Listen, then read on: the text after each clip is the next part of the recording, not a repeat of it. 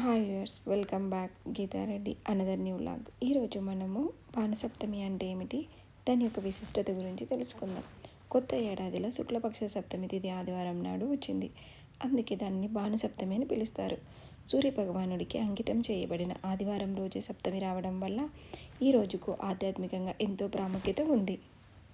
పంచాంగం ప్రకారం సప్తమి తిథి 7 ఫిబ్రవరి 2026 సాయంత్రం 6:32 ప్రారంభమై 8 ఫిబ్రవరి 2026 సాయంత్రం 5:33 ముగుస్తుంది. భానుసప్తమి నాడు సూర్యోదయానికి ముందే నిద్రలేచి స్నానం చేయాలి.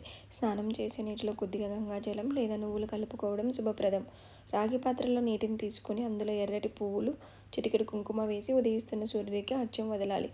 అర్ఘ్యం వదిలేటప్పుడు గాయత్రి మంత్రం లేదా సూర్యాష్టోత్తరం పఠించడం వలన సానుకూల శక్తి పెరుగుతుంది. ఈ రోజున ఉపవాసం ఉండి పాలు పళ్ళు తీసుకోవడం ఎంతో మంచిది. ఈరోజు ఆదిత్య హృదయం సూర్య నమస్కారాలు చేయడం వలన మీ ఆరోగ్యానికి ఎంతో మేలు జరుగుతుంది.